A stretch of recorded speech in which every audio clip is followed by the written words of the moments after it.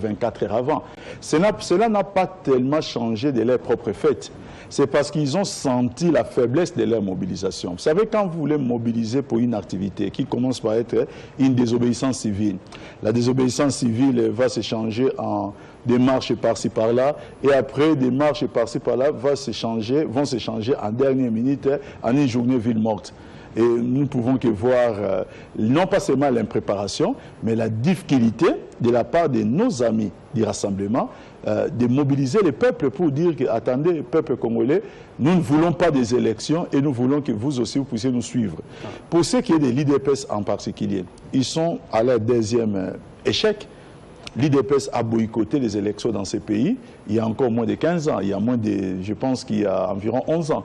Nous devons même nous en rappeler. Les peuples où l'opinion ne l'a pas suivi. Vous parlez de 2006. 2006, ils ont boycotté les élections. En 2011, l'UDPS était bel et bien présente. Non, c'est tout simplement parce que la République est toujours plus solide que les caprices des politiciens.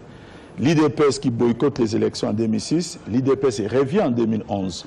Parce que l'IDPS n'avait pas d'autre choix. Et je me rappellerai toujours de cette phrase de l'FP président qui avait dit que cette fois-ci, j'irai jusqu'au bout. C'est ce qu'il a déclaré, c'était sur France 24. Cette fois-ci voudrait dire qu'il était conscient que les fois passées, il n'était pas résolu d'aller jusqu'au bout. Alors nous lui donnons raison qu'il était réellement allé jusqu'au bout et il a perdu ses élections. Alors, que devons-nous dire? Qu'ils sont en train de tirer les conséquences de leur propre défaite de 2011 pour dire qu'ils ont peur de perdre encore pour les prochaines élections, dans les prochaines échéances. Ils ont perdu des élections qui ont été très contestées. Et même par quelques cadres, hein, comme ils aiment bien qu'on les appelle, cadres de la majorité des élections de 2011, surtout pour ce qui est des législatives. Maintenant, on va passer... non, je ne vous laisserai pas. Je vous laisserai pas dire ça. Avait fortement... Je vais vous dire ceci. Il est encore de la majorité. Il a même créé une plateforme qui s'appelle Kabila Désir. Donc, voilà. La contestation, c'est un droit. Parce que c'est un droit, ça peut venir de tout le monde. Faudrait-il maintenant que cette contestation soit fondée? Lorsqu'on conteste une élection, partout au monde... J'ai dit critiquer. Non, la contestation doit être... C'est-à-dire, tout le monde peut contester. Mais pour que cette contestation puisse avoir un sens, il faudrait qu'elle soit fondée. Et pour qu'elle soit fondée, nous avons des juges électoraux. Il n'y a que les juges électoraux qui peuvent maintenant qualifier une contestation pour savoir si elle est valide ou elle est invalide. Et nous avons eu, au niveau de la présidentielle, quelqu'un qui s'appelle M. Kamere, Vital Kamere, qui est parti voir les juges et il n'a pas eu gain de cause.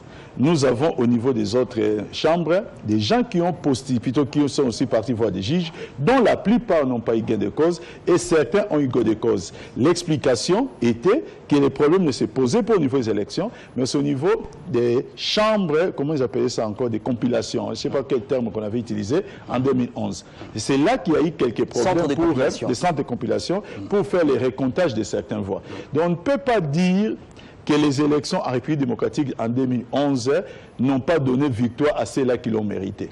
Ça, on ne peut pas le dire. Allez, on revient à 2017. On parle de la loi électorale déposée avant la date critique, il y en a tant, hein, par rapport à ce calendrier qui est quand même assorti, il faut le dire, de 17 contraintes. C'est pas peu. Déposée dans le temps. Mais on a du mal à croire qu'il puisse être défendu, ce projet de loi, dans le délai.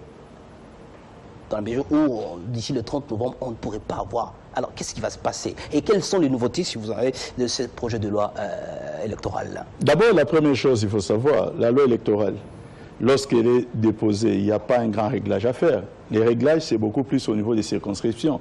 Il faut voir cela en fonction, bien entendu, jusqu'à ce jour du nombre d'enrôlés. Nous faisons un peu les choses parce qu'on appelle ça contrainte, parce qu'il faut aller vite.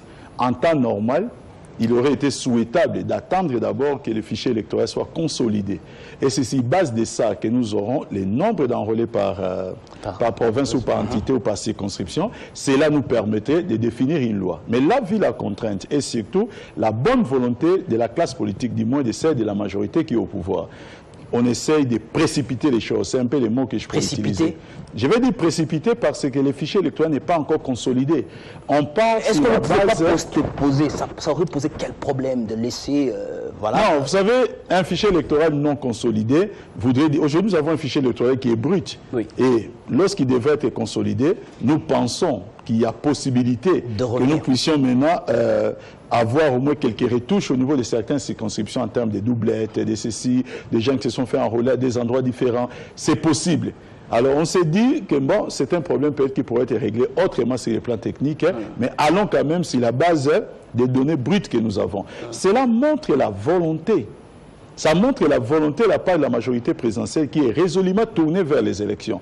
Moi, si j'ai quelque chose à dire à nos amis de l'opposition, c'est juste qu'ils doivent, à ces jours, s'approprier du calendrier. Il ne faudrait pas que le moment venu, quand il y aura les élections, qu'ils puissent nous présenter encore certains spectacles auxquels ils nous sont habitués, des contestations sans discernement. Très bien, on en parlera. Mais il y a quelque chose qui me surprend à chaque fois. Quand ça semble, disons, marcher, c'est la majorité présidentielle qui fait preuve de bonne volonté. Mais quand on dit, voilà, les élections, on les a pas eues, pourquoi? Ah, c'est pas nous qui organisons les élections, c'est la CENI. Pourquoi? Vous les raisons... dire, voilà, nous sommes de bonne foi. Les raisons à la fin, on n'aura pas les élections et ça ne sera pas de votre faute, ça sera la faute à la CENI. Non, non, on n'a jamais mis la responsabilité sur la tête de la CENI qui a suffisamment communiqué sur les enjeux électoraux. Nous mettons toujours la responsabilité chez nos amis de l'opposition. C'est parce qu'ils viennent toujours en retard. L'opposition n'organise pas les élections. Ni la majorité présidentielle. L'opposition ne finance pas, mais ni la majorité présidentielle. Si vous ne financez pas, vous, majorité, il n'y aura pas d'élection, vous le savez. Mettons-nous un peu d'accord. La majorité présidentielle pour le compte de laquelle je suis communicateur de cette même majorité, cette plateforme, est un fait privé dans l'État. La majorité présidentielle n'est pas au gouvernement. Et même s'il faut parler, plutôt est au gouvernement, mais n'est pas le gouvernement. Excusez-moi ces petits hiatus, n'est pas le gouvernement. C'est révélateur. Non, la majorité présidentielle n'est pas le gouvernement, c'est un fait privé. Oui, dans la forme, un fait privé, mais... Vous avez dit dans la forme, mais aujourd'hui, parlons seulement de l'actuel gouvernement. Nous connaissons tous les réglages qui ont été faits. Oui. Si 54 ou 56 ministres, la majorité présidentielle n'a eu que, je crois, 22 postes ministériels. Nous savons qu'il y a 22 postes ministériels. Nous sommes minoritaires. On ne peut plus les qualifier. Nous sommes minoritaires. Voilà. Et nous sommes, non, en termes de principe, oui. Pour la simple et bonne raison, on ne peut pas être opposant, être au gouvernement. Mais c'est pas juste une question de principe. Non, en termes de principe. Mais dans le fond, d'où vient-il? Parce qu'il ne manque pas de citer comme les gens de la majorité à chaque fois. C'est sous l'impulsion du chef de l'État. Attendez, il faut parler des institutions de la République. Nous devons sortir un peu de cette logique de penser que les chefs de l'État et les chefs de la majorité présidentielle. Quand on est président, on est président de tous les Congolais. C'est une mentalité qu'il faut bousculer dans nos intelligences. On peut être opposant et reconnaître les mérites du président de la République et même lui reconnaître cette qualité. Ça ne fait pas de vous moins opposant que vous l'êtes. Mais on n'est pas obligé de le citer à tout bout de champ quand on... Mais attendez, vous savez pourquoi on exécute, ma foi, l'élection pour laquelle on est là. Pourquoi ça doit déranger qu'on cite quelqu'un qui fait les choses et que lorsqu'on veut faire référence à ces choses? Pourquoi? Ça ne doit pas déranger. Si c'est une question d'honnêteté. C'est une question d'honnêteté intellectuelle. Ministre du Commerce. C'est une question d'honnêteté intellectuelle. Vous savez, nous avons assisté à des choses dans notre pays où quand, dans des choses où même le président de la République n'a rien à voir, et même dans un match de football, quand lui ne met même pas une bottine, il perd des bottines pour jouer, quand nous perdons, c'est lui. Alors, il faudrait quand même que les gens acceptent aussi que quand nous gagnons, qu'on dise aussi que c'est lui. Et il ne faudrait pas seulement voir le président de la République dans un sens, qu'on aimerait les voir, et ne pas les voir dans l'autre. Sinon, on risquerait à la fin de penser que ça devient une haine. Et ce n'est pas bien de haïr quelqu'un. Revenons un peu à ce que j'étais en train de dire. Nous parlions plutôt de la loi électorale. Vous savez, il y a une particularité par rapport aux enjeux électoraux à venir. En 2011, nous avons eu, les mêmes jours, c'est-à-dire en séquence unique, l'élection présidentielle et les élections législatives nationales. Nous savons tous qu'une élection présidentielle ne demande qu'une seule circonscription électorale, c'est le Congo. Il nous faut 500 sièges pour une élection des députés nationaux. Je pense, si j'ai bonne mémoire, il nous faut 728 sièges pour l'ensemble des députés provinciaux. C'est 728 plutôt. Donc là, je crois qu'il y a une rallonge par rapport, et puis il y a une nouvelle donne qui s'intègre à ça. Et il faut que nos députés soient tout simplement conséquents pour ne pas traîner la discussion en longueur. Donc nous, tout ce que nous pourrons demander aux honorables députés, c'est tout simplement de se montrer plus responsables. par rapport à cette nouvelle donne, que nous ne puissions pas assister à certains spectacles, que les choses se fassent dans le sens de respecter les soucis du peuple congolais. Les soucis, c'est que nous allions aux élections. Très bien, mais en même temps, il faut dire que jusqu'à aujourd'hui, ce projet de loi n'est pas encore, ne figure pas encore dans le calendrier, si on peut dire, de l'Assemblée nationale, mais on attend. Il devrait être adopté d'ici. Le projet de loi vient d'être déposé. Oui, mais bon, donc il faut maintenant les programmer. Programmer, voilà. Voilà. Pour les programmer, la pratique parlementaire voudrait que les présidents reçoivent les différents présidents des groupes parlementaires dans la conférence des présidents. C'est là maintenant qu'ils vont en parler pour les programmer. Ça dépend donc de lui. J'ai dit que et le temps court. Il ne faut pas dire que ça dépend de lui. Attendez. C'est le 30 novembre. Je suis encore à 8 jours, à une semaine de la date. Quand est-ce qu'on l'a déposé? En retard quand même. Voilà. Oui. Quand est-ce qu'on l'a déposé? Et là maintenant, je peux vous le dire. Non, je peux vous le dire. Attendez, il y a un Premier ministre qui s'appelle Bruno Tshibala. Oui. Je n'ai pas encore vu notre Premier ministre dans un quelconque parti politique de la majorité présidentielle. Et même là, ils sont en train de préparer le congrès de leur parti qui s'appelle l'IDPS. Dans la forme, il est encore. Voilà. Non, j'ai dit ils sont en train de préparer le congrès. Il ne faut pas dire dans la forme. Ne vous faites pas avocat des gens qui ne vous ont pas mandaté. Sinon, je ne suis pas avocat, je suis journaliste, donc forcément. Vous êtes journaliste, vous êtes journaliste et en tant que journaliste, traitons les faits avec lucidité et avec objectivité. Je peux analyser, je peux commenter. Aujourd'hui, je viens d'affirmer une chose ici que je n'ai pas encore vu son Excellence, vous êtes le Premier ministre Bruno Tshibala, dans un quelconque parti politique de la majorité présidentielle. Contestez-moi cette affirmation en disant que vous l'avez vu au PPRD, au MSR et dans d'autres partis. Je parle de forme et de fond. Maintenant, à la question de la loi électorale. Il faut en discuter le plus vite possible. Encore faut-il savoir que la CENI veut également d'un plan de décaissement avant le 30 novembre de cette même année. Et on n'y est pas. Non, c'est une des contraintes. Oui. Et nous devons... On devrait plutôt parler d'obligation que de contraintes. Nous devons beaucoup plus éponger les différentes contraintes. C'est là que je condamne, j'accuse nos amis de l'opposition. Je les accuse pourquoi? S'il s'agit du gouvernement et de la CENI... Non, à ce stade précis, du gouvernement et de la CENI. nous devrions, acteurs politiques, nous qui parlons en dehors des institutions, nous sommes des faits privés. La majorité présidentielle que j'engage aujourd'hui, c'est-à-dire, vous m'avez présenté comme communicateur la majorité présidentielle, je suis ici en tant que quelqu'un qui parle au nom d'une plateforme, pas au nom d'une plateforme parce que les communicateurs n'engagent même pas la majorité, mais j'essaye de parler sous les labels. Sous les labels. Ça devient compliqué, voilà. Bon, voilà. Je parle sous les labels d'un fait privé. Oui. Comme aussi les autres, nos amis d'Irasop, parlent aussi des labels d'un fait privé. Qu'est-ce que nous devons faire? Nous devons à ce stade nous unir pour qu'on puisse former un bloc de gens qui peuvent faire pression aux institutions pour que les différentes contraintes soient épongées les unes après les autres, afin que nous puissions avoir les élections dans les délais. Dans ce cas, l'opposition aurait dû commencer d'abord par vous faire confiance, croire que vous, gouvernement, enfin vous, majorité, vous, pouvoir, vous voulez vraiment les élections. Donc ça devrait commencer par là. Non, attendez. Vous avez une certaine manie de dire des choses et de penser que vous venez balayer comme ça. Non, avec moi, ça ne marchait pas. Mais vous ne répondez pas à ma question. À la question que je vous ai posée. Quand vous posez la question et vous allez dans les insinuations, malheureusement, je dois... Et vous dites que l'opposition doit se liguer avec nous. Non, attendez.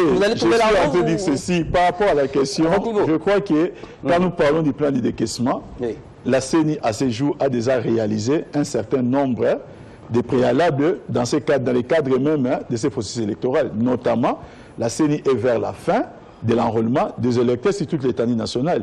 Vous n'allez pas me dire que la CENI... Il restera la diaspora. Vous n'allez pas me dire... On ne sait pas pourquoi est-ce qu'on le renvoie plus vous tard. Venez encore avec une... C'est-à-dire, quand vous me posez la question et après... C'est en bon développement que je trouve ça. Répondez d'abord à la question principale. La CENI n'a pas trouvé ces moyens-là à limiter. Non. La CENI a bien trouvé les moyens pour faire ces opérations préélectorales de la part du gouvernement. Ça veut dire que vous ne pouvez pas mettre en cause la bonne volonté du gouvernement pour ce qui est du plan de décaissement. Et le gouvernement s'y attelle. C'est clair que le gouvernement, jusqu'à ce jour, je m'en tiens encore, j'essaie de prendre comme témoin les propos tenus par son Excellence, M. le Premier ministre, qui s'était encore engagé tout récemment pour dire qu'il va offrir à notre pays les meilleures élections que nous n'avons pas encore obtenu. Nous pouvons encore lui faire confiance parce que jusqu'à ce jour, il n'a pas encore failli. Très bien. Alors, on lui fait confiance et on espère que d'ici le 30 novembre, c'est dans 8 jours, hein, nous sommes le 22 novembre, la CENI aura déjà ce plan dont elle a besoin. Alors, parlons de la contrainte principale, ou les contraintes principales sont les contraintes d'ordre financier. Papi Tamba, où trouver les 600 millions dont a besoin la CENI, au-delà bien sûr de ce que dans le budget de 2018 on inscrit 500 millions de dollars à donner à la CENI pour les élections, les élections prévues fin décembre 2018, présidentielle, législative et provinciale. Où trouver cet argent quand on sait qu'on a eu beaucoup de mal, on a du mal à exécuter ce budget? On a promis beaucoup de choses, on a promis l'indexation des salaires des fonctionnaires au taux budgétaire, ça ne s'est pas réalisé, on a promis 20 000 francs congolais pour financer. Vous savez, en tant que Congolais, c'est à nous d'être un peu conséquents par rapport au choix que nous faisons. Aujourd'hui, les élections sont présentées devant l'opinion comme étant la voie par laquelle nous devons tous passer pour le développement de notre pays. Ce que je ne crois pas trop. Mais il faut respecter la volonté de l'opinion. Et pour la respecter, il faut faire quoi? Il faut sacrifier d'autres secteurs de la vie nationale. Nous sommes un pays, il ne faut pas se voiler la face, nous sommes un pays pauvre. Ça, il ne faut pas se voiler la face. Il y a des gens qui aiment parler de notre pays comme si nous étions un pays riche. Non. La potentialité, les mots est assez clair, ne donne qu'un potentiel, mais il faudrait qu'elle soit fructifiée pour qu'elle fasse partie de la richesse. Nous sommes un pays c'est le gouverneur qui à ce jour. Voilà. Ne m'amenez pas dans une autre voie. Maintenant, aujourd'hui, pour que nous puissions avoir les élections telles que nous les voulons, nous devons accepter l'essence du sacrifice. C'est malheureux à dire, mais c'est comme ça. Mais une fois j'ai été en Chine, je suis allé suivre une formation au Parti communiste chinois, à l'ENA. Et j'avais posé cette question notamment parce que la Chine, aujourd'hui, c'est quand même un stock de personnes d'environ 1,6 milliard d'habitants. 1,6 milliard. Je leur ai posé la question comment ils s'y prenaient pour les élections, notamment l'élection du président de la République. Parce qu'avec 1,8 milliard, s'il faut organiser les suffrages universels directs, et comme ils m'ont d'ailleurs répondu, ils ont dit, mais ça va ruiner la Chine. Et ils m'ont dit que c'était une stupidité que nous n'avons jamais compris pourquoi vous autres, vous ne pouvez pas adapter votre système électoral par rapport à vos propres réalités. En Chine, ils ont trouvé un mécanisme qui marche bien. Ça marche bien, ils ont toujours leur président, à temps. Si en RDC, on pouvait aussi nationaliser, entre guillemets, ou intégrer notre propre système électoral, en tenant compte de nos propres réalités, nous pourrions aussi, en RDC, organiser les élections à temps. Et il faudrait pour cela réviser la Constitution. Donc là, vous ne me donnez pas une réponse satisfaisante. Mais pourquoi on ne sait pas comment trouver cet argent, mais bon, voilà, on va y aller. Et si on a de la chance, parce que vous pensez que je n'ai pas donné des réponses par rapport à ce que j'ai dit. Vous avez répondu à autre chose. Vous avez dit qu'il faut revoir. Donc, référendum. Non, ma réponse n'était pas celle-là. Ben, si on ne revoit pas comment avec un minimum de bonne foi, si on ne revoit pas notre système, on vous utiliserez mes oreilles pour vos oreilles pour m'écouter. Je les ai bien utilisées. Voilà ce que j'ai dit. Alors on fait quoi? J'ai dit malheureusement. Il faut prendre le schéma que vous nous malheureusement pour nous, nous sommes obligés de sacrifier, de faire des sacrifices dans certains domaines de la vie nationale. C'est pour dire que les recettes que nous mobilisons, malheureusement, nous les concentrons pour l'organisation des élections. Cette réponse vous va ou si ça ne vous va pas, je pourrais encore l'enrichir. Comme ça, vous arrêtez de me prêter d'attention. Je ne vous ai prêté utiliser. Vous avez utilisé le mot référendum. Je peux lire entre les lignes et vous avez toujours défendu le référendum. Voilà. Alors, dernière question. On va terminer l'émission, Papi Tamba. C'est toujours un plaisir de partager le plateau avec vous. Alors, dernière question. Qui va succéder à Joseph Kabila? L'opposition qui ne veut pas des élections a des candidats. Quel est le candidat de la majorité? Vous savez, je vais prendre des références pour répondre à votre question. Après, je vous donnerai mon avis. La première référence, c'est le discours du président de la République, s'il était la nation. C'était en 2016. Il a clairement fixé l'opinion en disant, mais il y a des gens qui continuent à se poser des questions sur mon sort. Il faut les savoir. Que mon sort est clairement défini dans la Constitution, qui sera respecté de son premier jusqu'à son dernier article. Le secrétaire général de la majorité présidentielle, l'honorable président Aubin Minakou, à l'installation de la centrale électorale de notre majorité présidentielle le 9 janvier 2017, a été clair que la majorité présidentielle aura des candidats à tous les différents niveaux. La majorité présidentielle aura des candidats au niveau des élections provinciales, au niveau des élections législatives nationales et même au niveau des élections présidentielles. Et moi, je veux vous dire quoi? Voilà, la majorité présidentielle n'a pas de dauphin. La majorité présidentielle aura des candidats. Et pour ce qui est du président de la République, la majorité présidentielle aura un candidat. Alors, selon vous, entre Aubin Minakou, Matata Mponyo et je veux prendre Modeste Bahati, qui ferait un bon candidat président de la République? Voilà quelqu'un qui me pose la question de savoir comment dans la famille, Papi Tamba doit essayer de décider si qui doit être I. Est-ce que vous savez avec qui vous parlez? Vous êtes en train de parler avec un militant du PPRD, simple militant, même pas cadre. Vous êtes en train de parler avec un tout petit communicateur de la majorité présidentielle. Vous savez ce qu'il fait? Il suit des orientations. Maintenant, vous n'allez pas demander à quelqu'un qui suit et qui reçoit des orientations ou à un simple militant de commencer à donner des options et surtout des grandes options en ce qui concerne la famille politique. Contentez-vous tout simplement de ma réponse que nous aurons des candidats à tous les différents niveaux. Merci. On va se contenter de cette réponse de Papi Tamba. Pas encore de candidats du côté de la majorité. Voilà une insinuation à la fin. Je prends les téléspectateurs à témoin. Est-ce que c'est ce que j'aurais dit? En 2018. Merci beaucoup. Papi Tamba, vous êtes communicant de la majorité présidentielle. Merci d'avoir répondu à notre invitation. Merci, monsieur Eric. De l'invité. Merci de l'avoir suivi. Merci beaucoup.